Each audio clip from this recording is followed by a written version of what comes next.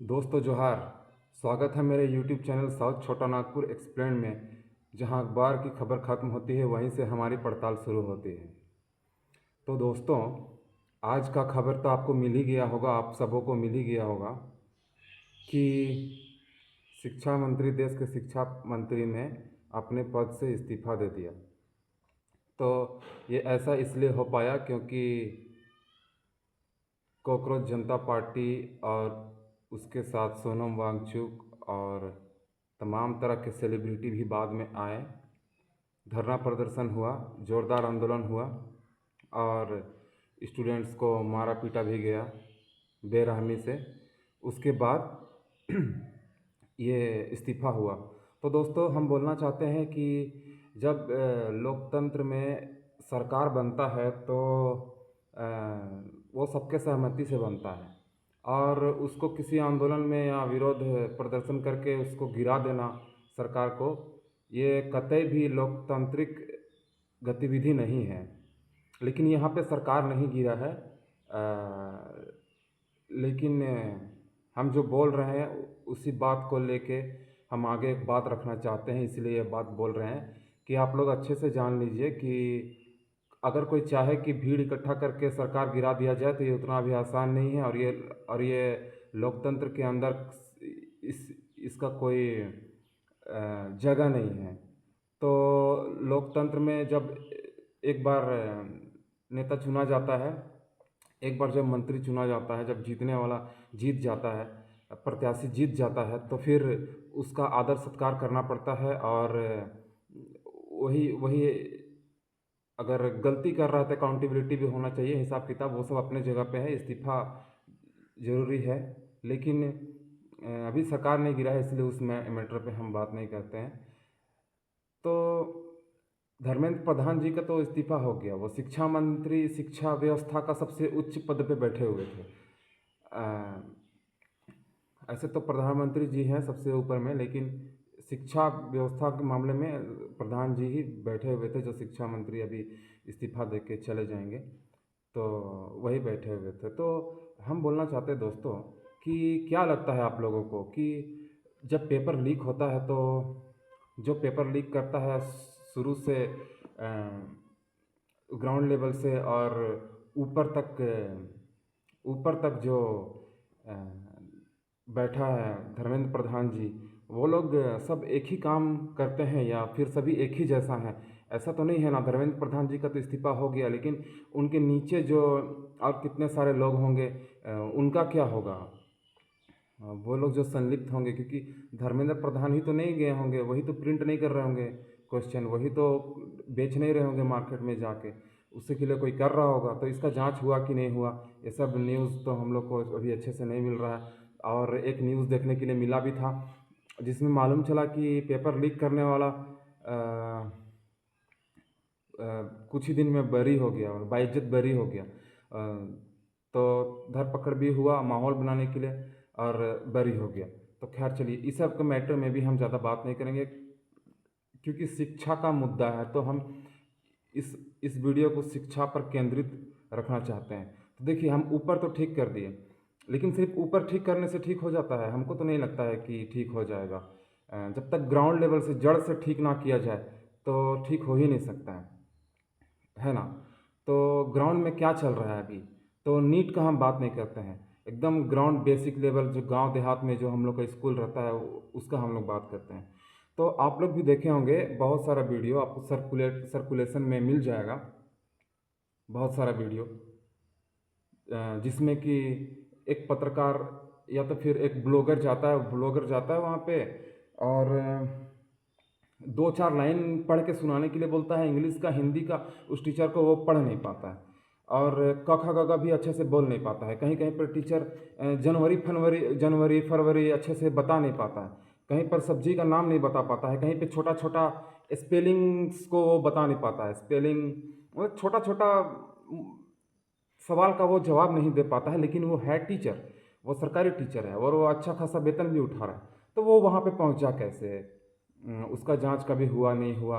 ये नीट तो चलो भाई वो बाद का विषय है, मतलब कि चलो कि मैट्रिक इंटर के बाद वो मौका मिलता है लोगों को, लेकिन यहाँ पर तो प्री नर्सरी से ही मौका नहीं मिल रहा है। ऐसा ऐसा शिक्षा नीति है हमारा गांव देहात में, हमारा बिहार झारखंड में। आप लोग बिहारी टीचर लोग को देखे थे ना 2-3 साल पहले, कखा गगा भी अच्छा से नहीं बता पा रहा था, ना ही स्पेलिंग वो लोग अच्छे से बता पा रहा था। तो क्या सिर्फ धर्मेंद्र प्रधान जी का इस्तीफा देने से, शिक्षा मंत्री का इस्तीफा देने से हो जाएगा, सुधार हो जाएगा? हम ये पूछना चाह रहे हैं। और ये आज आज बिल्कुल कतई भी खुश होने का दिन नहीं है। हम बता रहे हैं एकदम भी खुश होने का दिन नहीं है, संतुष्ट होने का दिन ही नहीं है। संतुष्ट और खुश वो लोग हो रहा होगा जिसका काम बना है, हमारा काम तो नहीं बना है भैया। हम नहीं बोल रहे हैं कि धर्मेंद्र प्रधान जी का इस्तीफा हो गया तो गलत हो गया, सही था, जायज़ था, लेकिन हम उससे हमारा काम तो नहीं बना और हमको लग भी नहीं रहा है कि हमारा काम बनेगा। और ये काम तब तक नहीं बनेगा जब तक ग्राउंड लेवल में जो जो लोग हैं, जो लोग काम कर रहे हैं, जिनको लगता है कि हाँ हम नहीं पढ़ा पा रहे हैं, वो लोग इस्तीफा नहीं देगा, तब तक ये सब होने वाला नहीं है। या तो फिर एक जांच कमेटी ना बैठाया जाए, जो टीचर लोग हैं उन लोगों को ना जब तक कि अच्छे से समझाया जाए, उन लोगों को जब तक एजिबिलिटी टेस्ट अच्छे से ना हो या फिर नियुक्ति अच्छे से ना हो, तब तक ये सब होने वाला नहीं है। अभी हम कुछ दिन पहले ही देख रहे थे कि सरकार, कहीं का भी सरकार था, किसी भी स्टेट का सरकार था, जहाँ पे सरकारी टीचर लोग के लिए बायोमेट्रिक्स अटेंडेंस को वो कर दिया, कंपलसरी कर दिया। तो इसको लेकर के इतना हंगामा किया कि सरकार के विरोध प्रदर्शन करने लगा कि पूछो मत। और वो लोग टीचर लोग हैं, हो सकता है कि वो लोग नेता मंत्री लोग का कुछ बात जानता भी हो, इसलिए मंत्री नेता लोग उसका दबाव में आ जाता है। नहीं तो क्या, जब जब अटेंडेंस का बात है, जब अकाउंटेबिलिटी का बात आ रहा था, तो टीचर लोग विरोध प्रदर्शन क्यों कर रहा था भाई? वो अटेंडेंस लगाएगा नहीं, क्या लगाएगा? हम लोग जानते हैं, हम लोग काम करने गए थे, हम लोग काम करने जाते हैं। एक बार हम अटेंडेंस इसे फिंगर लगाने के लिए भूल गए थे 2 दिन के लिए, तो हम लोग का वेतन कट गया था। और हम लोग कितना घंटा काम करते हैं, बाहर जाते हैं तो सुबह 8 बजे जाते हैं तो रात को 8-9 बजे आते हैं, 10 घंटा 12 घंटा हम लोग काम करते हैं। ऐसा नहीं है कि हम लोग के पास कम नॉलेज है, हम लोग को मौका नहीं मिला है, तो इसलिए हम लोग करते हैं, उसमें कोई बड़ा बात नहीं है, हम लोग को काम करने में उतना बुरा नहीं लगता है। उसके बाद लेकिन हाँ, ये हम ये भी चाहते हैं कि इंडिया में जो वर्किंग आवर है उसको कम किया जाए, और उसको सरकार, जो वर्किंग आवर है सरकार का, उसको प्राइवेट कंपनी का वर्किंग आवर भी सरकार का ही वर्किंग आवर के हिसाब से चले। जैसे कि सरकारी अधिकारी लोग काम करने के लिए आते हैं तो कितना घंटा काम करते हैं वो लोग? 10 बजे आते हैं और 4 बजे चले जाते हैं, बीच में आधा घंटा का ब्रेक भी होता है। तो अभी बहुत सारा कंपनी में 12 घंटा 15 घंटा लेबर लोग को काम करवाया जा रहा है, खटवाया जा रहा है, जो कि बहुत गलत है। हालांकि हम मुद्दा से नहीं भटक रहे हैं, ये शिक्षा का मुद्दा है, हम उसी मुद्दा में हम आ रहे हैं। तो हम बोल रहे हैं कि उन लोगों को, शिक्षक लोगों को इतना मिर्ची लगने का क्या कारण था? इसका मतलब साफ है कि वो लोग अकाउंटेबल नहीं है और वो लोग उतना ज़्यादा क्वालिफाइड भी नहीं है। तो ऐसे में जो प्रॉब्लम होगा ना, वो समाज को बाद में होगा, लेकिन जिसको एम्प्लॉयमेंट का अपॉर्चुनिटी मिल रहा है, जिसको कि शिक्षक बनने का उसको अवसर मिल रहा है, उसको रोजगार मिल रहा है, उन लोगों को बहुत प्रॉब्लम हो जाएगा, क्योंकि तुम्हारा आंदोलन से कुछ होने जाने वाला नहीं है। मान के चलो किसी और विभाग में भी अगर अकाउंटेबिलिटी मांगने लगा, तो राशन डीलर लोग से ही अकाउंटेबिलिटी मांगने लगा, तो ऐसा थोड़ी है कि सब राशन डीलर लोग उठ के चल जाएगा और आंदोलन करने लगेगा तो सरकार वो लोग का बात मान जाएगा। ऐसा कतई भी नहीं है, ऐसा आप लोग गलतफहमी में मत रहिए। अभी झारखंड का सरकार सबका साथ सबका विकास असल मायने में झारखंड सरकार करता है, क्योंकि ये इसके साथ एक और मजबूरी है कि इसको आदिवासियत दिखाना है, और ये सही बात भी है। ये दुनिया का सबसे ज़्यादा आदिवासी हित में काम करने वाला सरकार में से एक होगा, हमको लगता है। और झारखंड का नाम भी कुछ ऐसा ही है, आदिवासियत को लेकर झारखंड हमेशा से आगे रहा है और करता भी है। हमको भी अच्छा लगता है, सबको अपॉर्चुनिटी देता है, भेदभाव नहीं करता है। नहीं तो उत्तर प्रदेश और बाकी जगह का हाल तो आप लोग देख ही रहे होंगे। यहाँ भी भेदभाव होता होगा तो हमको ज़्यादा जानकारी नहीं है, लेकिन हम आपको एक बात साफ साफ बता दे रहे हैं कि जो टीचर लोग या फिर जो कर्मी लोग सोचते हैं कि हम लोग आंदोलन करके, धरना प्रदर्शन करके हम लोग सरकार का नीति को ख़राब कर देंगे, उसको हम लोग लागू नहीं होने देंगे, तो आप लोग बहुत बड़ा गलत फहमी में हैं। हम आपको बता रहे हैं अभी झारखंड में हेमंत सोरेन सरकार का कहना है कि 6,000 एकल विद्यालयों में संविदा पर बहाल किए जाएंगे शिक्षक। 6,000 एकल विद्यालयों में तो संविदा पर शिक्षक बहाल किए जाएंगे जब तक नियुक्ति नहीं हो जाता है। ये संविदा की कौन करेगा? ये प्राइवेट कंपनी वाले करेंगे, ये क्या करेंगे हमको मालूम नहीं। हम आपको अपना एक्सपीरियंस बता रहे हैं। हम 4-5 साल पहले अंचल अधिकारी का कार्यालय में माफ़ कीजिएगा, उस समय वही अंचल अधिकारी भी थे और ब्लॉक डेवलपमेंट ऑफिसर भी वही थे। उनका कार्यालय में गए और बोले कि साहब, क्या हमको ब्लॉक में काम करने के लिए कंप्यूटर ऑपरेटर का छोटा सा नौकरी मिल सकता है क्या? तो वो बोले कि हाँ, तुम कल आना तो तुम्हारा इंटरव्यू है, हो जाएगा। फिर हम जब गए इंटरव्यू देने के लिए तो हमसे हिंदी टाइपिंग कराया गया। तो हिंदी टाइपिंग हम कर दिए, लेकिन हम जो हिंदी टाइपिंग किए वो परफेक्ट हिंदी टाइपिंग था, लेकिन वो उस तरीके से हिंदी टाइपिंग नहीं किया गया था जिस तरीके से पहले से चलते आ रहा है। मेरा तरीका अलग था। हालांकि हम कोई भी वर्ड ऐसा नहीं छोड़ेंगे जो ना लिख सके, और मेरा टाइपिंग भी सही था, लेकिन हमको मौका नहीं दिया गया। बाद में हमको मालूम चला कि ये सब खरीद बिक्री एक खेल चलता है। अगर तुम पैसा दो, घूस दो तो तेरा हो जाएगा और नहीं तो नहीं होगा। तो ऐसे बीडीओ साहब तो मेरा नियुक्ति नहीं करवा सकते थे, लेकिन देखो क्या होता है ना कि अभी झारखंड सरकार में घुसपैठ हुआ है। उसके बाद से एक नियम कानून बना दिया गया है कि बाहर का आदमी लोग किस तरह से यहाँ पर काम पे लगाया जाए। ये तो बहुत पहले से है, मान के चलो कि जब झारखंड आज़ाद हुआ बोल रहे, जब देश आज़ाद हुआ था उसी समय जब झारखंड में पूरा देश भर में जब पब्लिक सेक्टर का निर्माण हो रहा था, उस वक्त झारखंड में भी हो रहा था। उसमें बहुत बाहर से बंगाली लोग, बिहारी लोग, उत्तर प्रदेश और तमाम जगह से आए झारखंड में और यहाँ के मूल निवासियों का हक अधिकार मार के खाए हैं।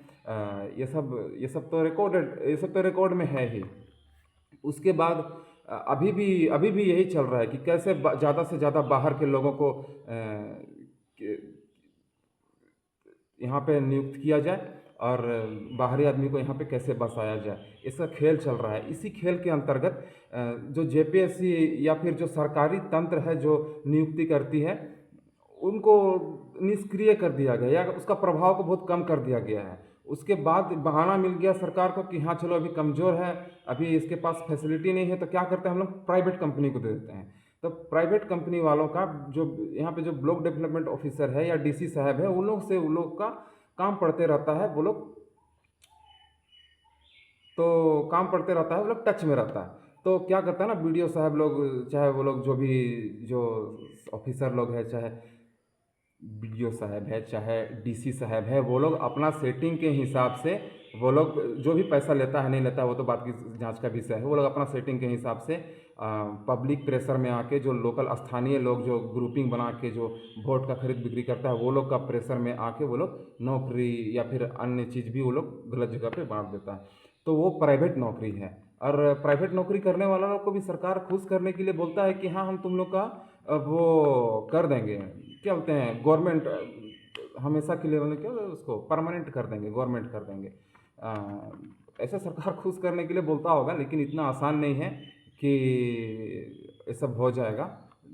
जब तक मनमानी चल रहा है आप लोग मनमानी कीजिए, ये सब हमेशा तो चलने वाला नहीं है। तो हम तो आपको बता दिए कि किस तरह से काम हो रहा है और ब्लॉक में किस तरह से धांधली हो रहा है। ये सब तो हर जगह हो रहा है, ये सब कोई बार बार बोलने का ज़रूरत का चीज़ नहीं है। लेकिन हम आपको एक ही बात हम आपको समझाना चाह रहे हैं कि जो झारखंड का जो सरकारी नौकर लोग हैं ना, वो लोग बहुत बड़ा ग्रुपिंग बनाया है आपस में, जिसको कि सरकार को और हम लोग दोनों को ही को बेवकूफ़ बना रहा है। और ये चीज़ ज़्यादा दिन तक होने वाला नहीं है, क्योंकि ये लोग बहुत गलत काम किया है और इसका ये लोग को बराबर सज़ा मिलेगा, इसका ये लोग को बराबर कानूनी सज़ा मिलेगा। तो दोस्तों, हम बोल रहे थे कि वो तो था सरकारी अधिकारी का बात, लेकिन जो हमारा समाज का बीच में जो शिक्षक लोग हैं, वो लोग अगर नहीं पढ़ा पा रहा, वो लोग लग रहा है कि नहीं पढ़ा पा रहे, तुरंत इस्तीफा दीजिए आप लोग। और ट्रेंड होइए। नहीं पढ़ा पा रहे तो इस्तीफा देने की ज़रूरत नहीं, आप ट्रेंड होइए और फिर बच्चे को पढ़ाइए। अभी जो स्तर है बच्चा लोग का, हम अपना घर तरफ देखते हैं, गांव घर में जो उन लोगों का पढ़ाई का जो स्तर है वो शायद बहुत कम है। हमको मालूम नहीं कि दुनिया भर में और देश भर में कितना अच्छा बच्चा लोग पढ़ रहा है। हमको अपना क्षेत्र का बच्चा लोग अच्छा पढ़ाई लिखाई में अच्छा चाहिए, उन लोगों का रिजल्ट अच्छा चाहिए।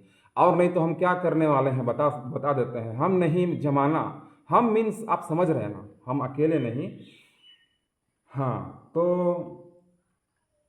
क्या होगा ना कि आपको वेतन देता है, आपको टीचर बनेगा, वेतन देगा, आपको टीचर बनाएगा, वेतन देगा, पेंशन देगा। उसमें कितना खर्च होता है? करोड़ों रुपया खर्च हो जाता है। 1 करोड़ नहीं, 2-3 करोड़, 5 करोड़ तक भी खर्च होता होगा, हमको लगता है उससे ज़्यादा भी खर्च होता होगा। उसके बाद आप धांधली करेंगे सो अलग, उसके बाद आप बच्चा को पढ़ाएंगे नहीं, अच्छा से नहीं पढ़ाएंगे सो अलग, उसके बाद आप बिहेवियर भी अच्छा से नहीं रखिएगा वो भी अलग, और कुछ बोल देने पे धरना प्रदर्शन करने लगिएगा वो अलग।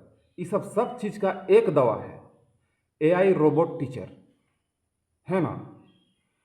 एक टीचर का दाम बेसिक स्कूल में वो क ख ग घ और पढ़ाने वाला, और मंथ का नाम, जनवरी फरवरी, सब चीज़ बेसिक सिखाने वाला चीज़, 1 2 3 क्लास का सिखाने वाला एक टीचर का दाम है 1.5 लाख से 5 लाख रुपया मात्र।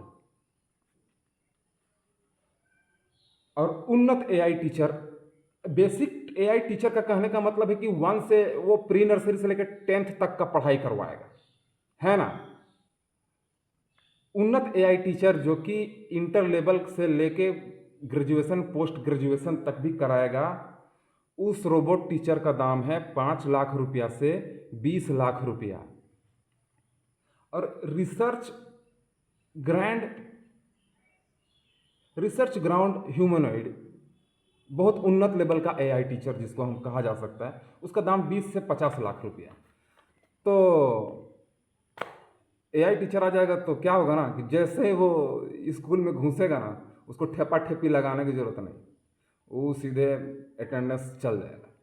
कोई भी टीचर भेदभाव करता होगा, लेकिन एआई किसी के साथ भेदभाव नहीं करेगा। एकदम गोरा है कि काला है कि मंगरू है कि झंगरू है कि वो सिंह है कि वो राजपूत है कि वो घासी है कि वो चमार है कि दुसाध है कि उसको कोई मतलब नहीं है उसको उससे। वो बहुत अच्छा से पढ़ाएगा, बहुत अच्छा से बात करेगा, कभी गुस्सा भी नहीं होगा, ताबड़तोड़ काम करेगा। और फिर आपका सोचिए, फिर आप रोजगार रोजगार चिल्लाते रहिएगा, है ना। तो बहुत अच्छा समझा रहे हैं। शिक्षा का स्तर हम लोग का बहुत नीचे जा चुका है, लोग चांद पे जाने का सोच रहा है, और आप चंदापुर को, चैनपुर को नहीं पहचान रहे हैं, अपना गांव घर को आप लोग नहीं पहचान रहे हैं। तो हम बोलना चाहते हैं कि पहचानिए, अच्छा से रहिए। आपका धरना प्रदर्शन और आपका विरोध प्रदर्शन करने से कुछ नहीं होगा। आपको बार बार मौका दिया जा रहा है। कितने सारे टीचर लोग बाहर से आए हैं। अगर आप लोग को लगता है कि वो लोग ज़्यादा क्वालिफाइड हैं, कम क्वालिफाइड वाले लोगों को सिखाइए। कोई क ख ग घ नहीं जान रहा है तो चुपचाप बैठल मत रहिए, उसके बारे में शिकायत कीजिए, उसको टोकिए कि तुम जब जान नहीं रहे हो पढ़ने के लिए तो तुम क्या पढ़ाओगे जी। अगर आप बैठे रहिएगा चुपचाप कि नहीं जाने दो ना, उसका टीचर है, उसका सब्जेक्ट है, उसका मैटर है, हम क्यों बीच में लगाएंगे छलांग, तो फिर ये गलत बात है। आपको न्यायप्रिय बनना पड़ेगा, आपको सत्य निष्ठा के साथ काम करना पड़ेगा, और नहीं तो आपको काम करने का मौका नहीं दिया जाएगा। जब आप काम ही नहीं कर पाएंगे तो फिर आप मौका किस बात का चाहिए आपको। चलिए दोस्तों, ज़्यादा हम नहीं बोलते हैं, लेकिन एआई और मशीन हर चीज़ का समाधान नहीं है। लेकिन अगर इंसान मजबूर हो जाए और उसको मजबूरी में सिर्फ एक ही रास्ता बच जाए कि नहीं वो मशीन के पास ही जाए, रोबोट के साथ ही रहे, तो फिर क्या रास्ता बचता है। बहुत साल हुआ झारखंड बने हुए 20-25 साल हो गया, आप लोग क्या कर रहे हैं पता नहीं। नया नया स्कूल बन रहा है, बिल्डिंग भवन बन रहा है, बन के ऐसे ही बेकार हो जा रहा है, टीचर का नियुक्ति नहीं हो रहा है, लोकल छोटा मोटा दलाल लोग खा जा रहा है पैसा। इस सब को तो आप लोग रोक सकते हैं, इस सब के खिलाफ तो आप लोग लड़ सकते हैं। तो सिर्फ जाइएगा, वेतन उठाइएगा, सैटरडे संडे घूमने चल जाइएगा। टीचर का ये सब काम नहीं रहता है जी। पहले टीचर पूरा गांव का अथी को समझाता था बैठा के। आजकल तो एक एक टीचर ऐसा लोग भी है कि गांव का कोई छोटा सा आदमी आ जाएगा उसके सामने भी खुल के अच्छे से नहीं बोल पाएगा। ये हम किसी का बुराई करने के लिए यहाँ पर आए नहीं हैं, लेकिन जो चीज़ में सुधार जरूरी है उसको सुधार तो करना ही पड़ेगा, नहीं तो दिक्कत तकलीफ आप ही लोग को होगा, है ना। चलिए जोहार, फिर मिलते हैं।